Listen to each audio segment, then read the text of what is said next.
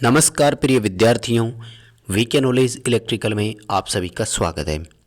दोस्तों, second year ITI के लिए एम्प्लॉयबिलिटी स्किल्स का इस बार एग्ज़ाम पेपर होना है और इम्पोर्टेंट क्वेश्चंस पर हम आज की इस वीडियो में बात करेंगे। एक पेपर हमारे पास है जिसमें 20 क्वेश्चन पूछे गए हैं। हालांकि इस बार जो पेपर होगा उसमें 25 क्वेश्चन पूछे जाएंगे। वो पेपर किसका है और उसमें 20 कौन कौन से क्वेश्चन है उस पर मैं चर्चा करूँगा।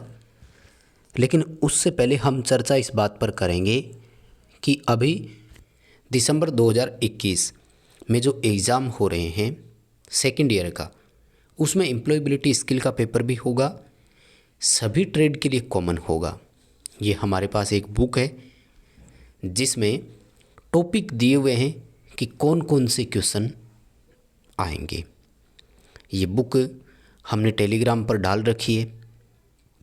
अगर आपने वहाँ से ले लिया है तो ठीक, नहीं लिया तो अभी जाइए, टेलीग्राम का लिंक वीडियो के डिस्क्रिप्शन में दिया हुआ है इंग्लिश में बुक, और इसमें कुछ एमसीक्यूज़ दिए हुए हैं। पेपर इसी में से आएगा, ये मैं आपको विश्वास दिलाता हूँ। पहले बात कर लेते हैं कि बड़े 5 टॉपिक कौन कौन से हैं जिनमें से आपका पेपर आएगा। देखो, 25 क्वेश्चन पूछे जाएंगे, 5 टॉपिक है। सीधा सा हम मतलब ये निकाल सकते हैं कि प्रत्येक टॉपिक से 5-5 क्वेश्चन होंगे। दोस्तों, इस टॉपिक के लास्ट में आपको जैसे 5 है तो प्रत्येक में लगभग 50 से 60 क्वेश्चन ऑब्जेक्टिव क्वेश्चन आपको दिए हुए हैं। उन्हीं में से कोई 5 क्वेश्चन आने हैं, यानी लगभग 300 के आसपास क्वेश्चन यदि आप इस बुक के पढ़ लेते हैं तो आपके पेपर के सभी 25 क्वेश्चन हो सकता है इसमें देखने को आपको मिल जाए। हम पेपर पर बात कर लेते हैं, लेकिन उससे पहले आपसे निवेदन करूंगा, अभी तक इस वीडियो को लाइक नहीं किया है तो लाइक करें। यदि हमारे चैनल को सब्सक्राइब नहीं किया तो चैनल सब्सक्राइब ज़रूर कर लें। चैनल पर हम आपके लिए काफ़ी नोट्स अवेलेबल करवाते हैं। ये वीडियो अपने दोस्तों को फॉरवर्ड ज़रूर करें ताकि वो भी अपने साथ जुड़ सकें। आओ दोस्तों, बात करते हैं 5 टॉपिक कौन कौन से हैं। इंग्लिश लिटरेसी यानी अंग्रेजी साहित्य, कम्युनिकेशन स्किल्स यानी बोलचाल की आम भाषा जो होती है वो, आईटी लिटरेसी यानी इंफॉर्मेशन टेक्नोलॉजी साहित्य, यानी मोटा मोटी हम इसको कंप्यूटर से जोड़ सकते हैं, और एंटरप्रेन्योरशिप स्किल्स यानी बिजनेस या उद्योग जो होता है उसके बारे में, और सस्टेनेबल कैरियर के बारे में। देखो, कुल मिलाकर के ये निष्कर्ष या रिजल्ट है हमारा। और अगर लेवल के हिसाब से भी देखें तो देखो, पहले दोनों चैप्टर बड़े हैं, इसलिए इनमें से हो सकता है कि क्वेश्चन भी ज़्यादा हो। आइए दोस्तों, हम चलते हैं पेपर की तरफ और आपको बताते हैं वो कौन से 20 क्वेश्चन लास्ट टाइम पूछे गए थे जो इस बार भी पेपर में आ सकते हैं। दोस्तों, ये है वो पेपर जो 19 मार्च 2021 का है, ठीक है ना। 19 मार्च 2021 को 2 बजे जब दोपहर में पेपर हुआ था तो उसमें और 3 पेपरों का मतलब ट्रेड थ्योरी, एम्प्लॉयबिलिटी स्किल और वर्क्स ऑफ कैलकुलेशन साइंस के एक साथ ही दिए थे। देखो, 2 बजे 40 क्वेश्चन और इन दोनों के 20-20 क्वेश्चन। अब इस पेपर का हम बात करते हैं तो यहाँ पर लिखा हुआ है ईयर में 2 ईयर की, ये 2 वर्ष वालों के लिए। यदि हम इसमें थ्योरी के क्वेश्चंस को देखें ना तो वो क्वेश्चन फर्स्ट ईयर के हैं।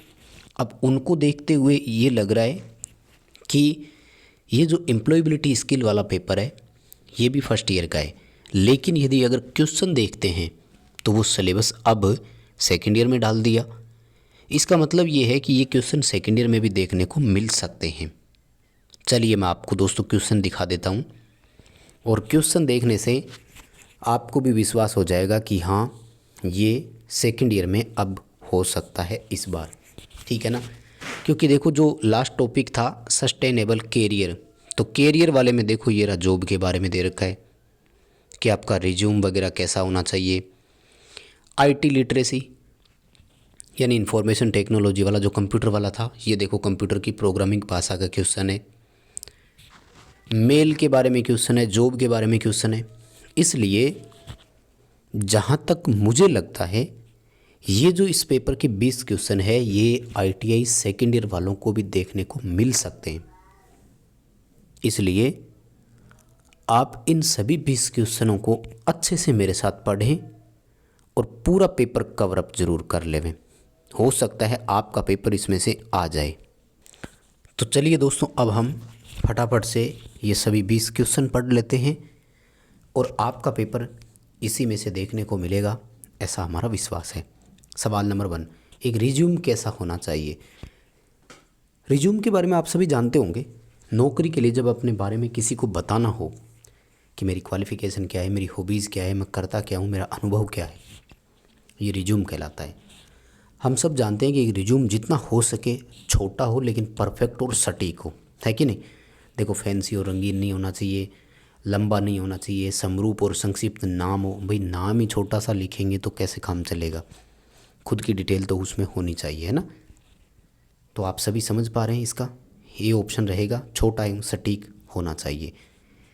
दोस्तों ये टॉपिक सारे लगभग वही बन रहे हैं जो इस बार भी आपको पेपर में देखने को मिल सकते हैं। आइए अगले क्वेश्चन पर बात करते हैं। तो वो कह रहा है कि व्हाट इज़, निम्न में से कौन सा जो है वो कार्डियल नंबर है। Which one is a cardinal number. देखो, कार्डियल नंबर होता है एक और एक होता है ऑर्डिनल नंबर। दो तरह के नंबर होते हैं। मैं आपको छोटा सा एग्जांपल दे दूं।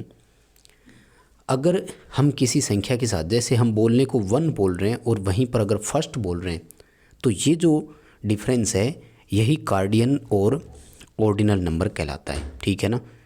तो यदि हम किसी संख्या में 1 2 3 4 5 ये सीधा बोलते हैं तो इसको कोऑर्डिनल नंबर बोला जाता है। अब यहाँ पर आप देख रहे हैं सीधा सीधा 10 जो है वो कोऑर्डिनल नंबर है। वहीं पर ये जैसे 5th 7th 11th ये जो है ये सारे सारे ऑर्डिनल नंबर है। बस इतना सा ध्यान रखें।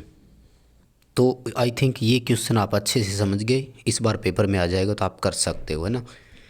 यानी सीधा जो साधारण संख्या है ना, जैसे 1 2 3 ये तो है cardinal number. First second third fourth fifth ये जो है ना ये कहलाता है ऑर्डिनल नंबर।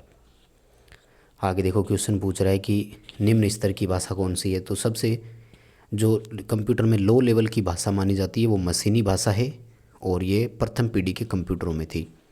असेंबली भाषा, जावा, .NET, CCC, और अगर मैं बात करूं कोबोल, फोर्ट्रान, ये सब जो है ये हाई लेवल प्रोग्रामिंग लैंग्वेज कहलाती है। HTML हो गई।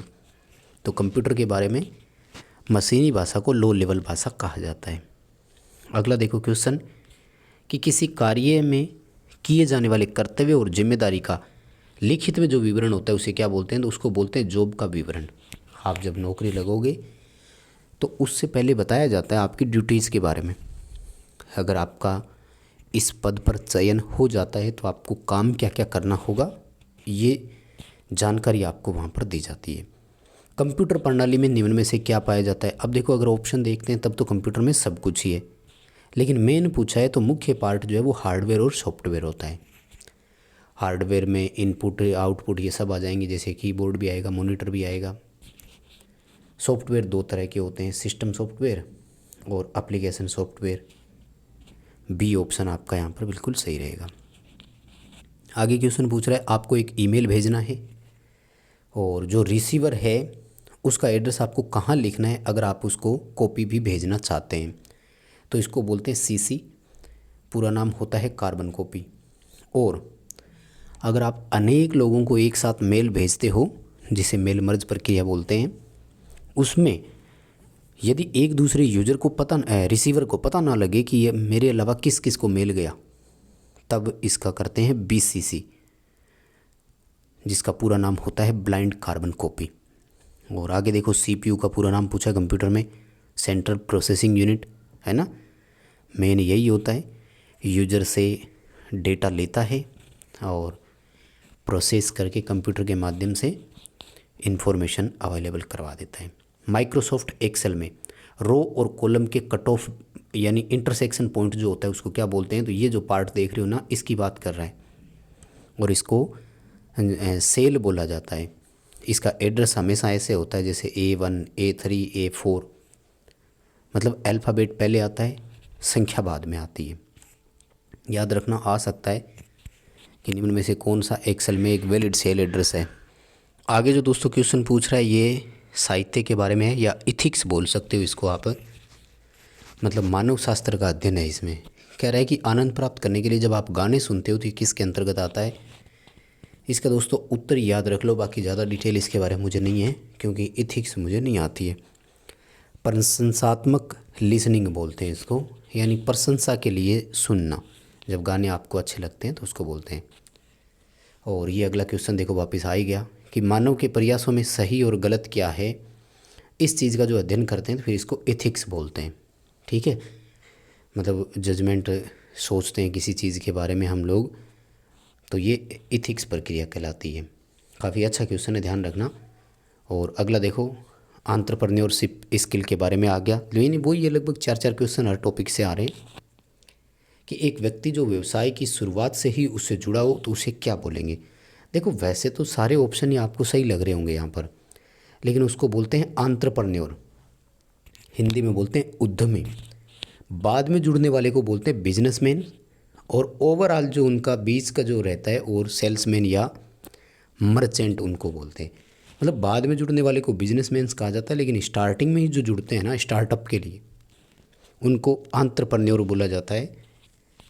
हिंदी में उनको उद्यमी बोलते हैं। आजकल तो कई युवा है जो एंटरप्रेन्योर कहलाते हैं। और आगे देखो वेब आधारित लेखांकन यानी अकाउंटिंग प्रक्रिया कौन सी है, तो टैली अकाउंटेंट में ही आती है।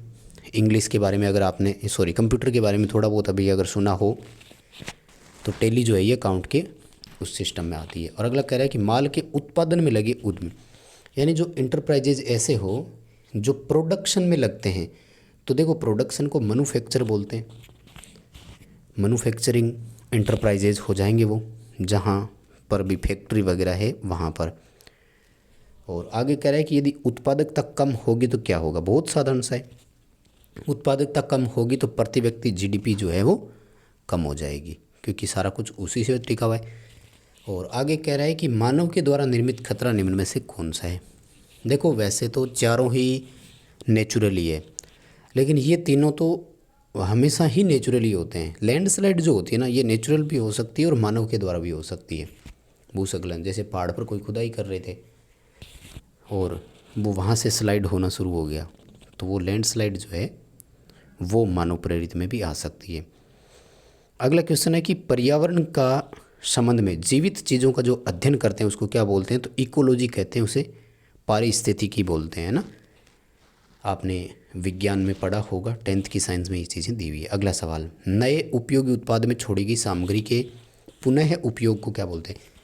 मतलब रॉ मटेरियल के बारे में बात कर रहा है, कच्ची सामग्री है, सबसे पहले जनरेशन के लिए उसको लाए थे लेकिन कुछ बच गया, उसको वापस ला रहे हैं, तो इस प्रक्रिया को पुनर्चक्रण रिसाइकलिंग बोला जाता है इसको। ठीक है, सिंपल सा ही है।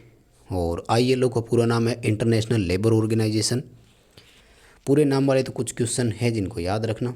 फिशबोन चार्ट क्या होता है दोस्तों, ये चार्ट है ना ऐसे बनता है, अगर इसको आप ध्यान से देखेंगे तो इसको है ना कॉज एंड इफेक्ट डायग्राम के नाम से जानते हैं। ये बताता है कि कारण से प्रभाव क्या पड़ेगा, ठीक है ना।